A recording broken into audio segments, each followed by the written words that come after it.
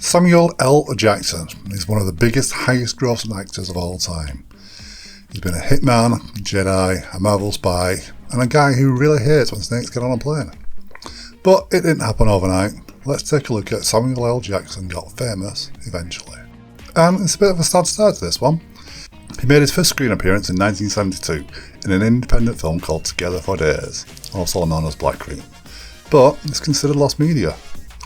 We've just got a handful of poster scans and images to remind us now, which is what I'm showing you. So his debut, the true beginning of his career, is literally gone. It was shot in Atlanta and Mr. Jackson played a supporting role. It doesn't sound like we missed a lot, to be fair. No known copies exist-ish. You'll see people talk about rare 35mm prints or trailers floating around, but unless someone digs one out of a basement somewhere, it's gone. Lost to time. We do still have some of his early work though, so it's not all bad news. In the 70s he was steadily working, picking up small roles. An episode of Moving On in 1976, a couple of TV movies, The Displaced Person in 1977, The Trial of Moki in 1978. He's credited as an extra in The Exterminator, but I couldn't find him and no stills exist. There's another extra credit for Ragtime, but he's more noticeable in that. They were big and certainly not glamorous, and then for almost a decade he disappeared off our screens. That doesn't mean he stopped acting, far from it. He spent the 1980s working the stage in New York. He was a regular with a Negro Ensemble company and performed at the Puppet Theatre. It gave him a craft and discipline, but it didn't give him fame. Off stage, he began to fight his own demons, alcohol, drugs, and eventually crack addiction. Not that it seemed to get in the way much, he remained a professional. By the mid-1980s, he was a talented actor, but not many people knew that outside theatre circles. In the late 1980s, Samuel L. Jackson left the stage work behind and started appearing on screen again. A TV version of Uncle Tom's Cabin in 1987, and then in 1998, Spike Lee's School Days. Same year he shows up in Coming to America as the guy who tries to rob the McDowells. It's a short cameo, but these days it's one of those fan favourite. Wait, is that Samuel L. Jackson? Moments that people love to tell each other about.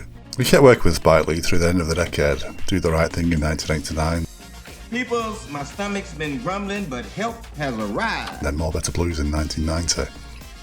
He had other than headline parts, but enough to keep him visible. Spike Lee didn't just give him work, he gave him visibility. If you were a film fan in the late 80s and early 90s, you couldn't help but notice him popping up again and again. Sea of Love with Al Pacino, even if he was just credited as Black Guy. Public Enemy music videos, even rom-coms like Betsy's Wedding. It wasn't famous yet, but it was becoming impossible to ignore. Spike Lee would go on to call him his lucky charm. He cast him in 6 films in total, including Jungle Fever, and with that, the character of Gator. It wasn't just another sporting role. Legend has it that he's come out of rehab himself and walked straight from detox into playing a man chasing his next hit, and you can see this in practically every frame. Gator's jittery, unpredictable and constantly on the edge. One moment he's clowning around, dancing in the living room to squeeze cash out of his mum. The next is aggressive, dangerous and begging for money he's no right to ask for. It's raw and uncomfortable to watch, especially because it feels so real. It's not glamorous, not movie safe, not smack to give him performance. Real. It hit so hard that Cannes created a brand new supporting actor award just to give it to him.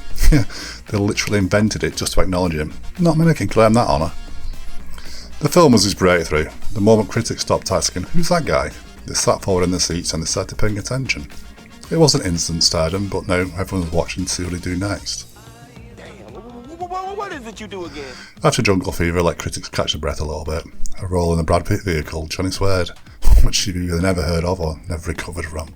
Juice and Menace to Society, both supporting roles that gave those films weight, even when his name wasn't above the title. He popped up in big films like Patriot Games and Jurassic Park. Nothing wrong with letting people know he's still around, right? He was everywhere in small bursts, never the lead, but just there when he looked. Another fan favourite in Goodfellas, he played Stack Edwards in a tiny but memorable role, just long enough for people to spot him before he gets whacked by Joe Pesci. Fantastic. 1994, another film called Pulp Fiction was where things really changed and kicked his career into high gear. Jules Winfield, the role that turned Samuel L. Jackson into a cultural icon. That was the moment he stopped being that guy in the background and became Samuel L. Jackson, TM. Now say what one more goddamn time. He dominated the screen. Let's not be shy, he dominated the film. Jules was and is larger than life in that movie. Everyone remembers him, everyone quotes him. At that moment in time, he was the very definition of cool. Who am I kidding? He still is. I bet there's more than a couple of videos with that wallet. And of course, he didn't just stop with Pulp Fiction. He kept working with Quentin Tarantino long after that. Jackie Brown, where he played the slick but dangerous Ordo Robbie. Django Unchained and The Unsettling Stephen. The Hateful Eight, he carried that film as Major Mark E. Warren. He even had a blinking and illicit cameo in Kill Bill Vol 2. It became one of those partnerships you could always count on. Quentin Tarantino wrote it, Furious anger. and Jackson made those words sing. Well, growl in a bass away at least. That had all come later though. Straight after Pulp Fiction, you couldn't miss him if you tried. Die Hard with a Vengeance, A Time to Kill, the Star Wars prequels, the Marvel Cinematic Universe as Nick Fury. And it wasn't just in the MCU, he helped build it before it ever existed. In the early 2000s, Marvel rebooted Nick Fury in the comics. And who did they base it on? Samuel L. Jackson. Before the films were nothing more than a twinkle in Kevin Feige's eye. So when Iron Man hit in 2008 and Nick Fury walked Edge of the Shadows, it wasn't casting, it was destiny. Or maybe just Marvel's making sure Mr. Jackson didn't see them. I'm here to talk to you about the Avenger Initiative. From that moment on, all the way through to the Avengers and beyond, it became the glue that held the biggest movie franchise in history together. 14 years later, he's still wearing that eye patch. Back then, he was one of the most bankable actors in Hollywood, and he even set a Guinness World Record for the highest grossing actor of all time. And then, of course, he became Shaft. From obscure cameos and lost films to take over one of the most iconic roles in black cinema history. A year or so later, he did The 55th State, which I always treat as Shaft and Liverpool in my head canon. That's not a complaint, I love that movie. You're gonna kiss the sun and taste the motherfucking rainbow! Blockbusters, dramas, indies, he's done them all. From there, he just wouldn't slow down, turn up in more than a couple of the biggest films of the last few decades. And he was never afraid to take a risk either. Snakes on a plane. It might have been ridiculous, but it showed it was game for anything. Did you know? He only agreed to do that one because of the name. Yeah, he threatened to walk away if they changed it. I am had it with these motherfucking snakes on this motherfucking plane. Class. He's cashed in on that voice too. Afro Samurai, That was off the chain. The Incredibles, even Garfield. For decades now, he's been one of the most reliable, recognisable faces and voices in modern cinema. From some of the smallest but most memorable cameos, to the most quoted actor of a generation. This is a tasty burger. Not bad for a guy whose debut film doesn't exist anymore. His first movie might be lost forever, but everything after that made damn sure he wasn't.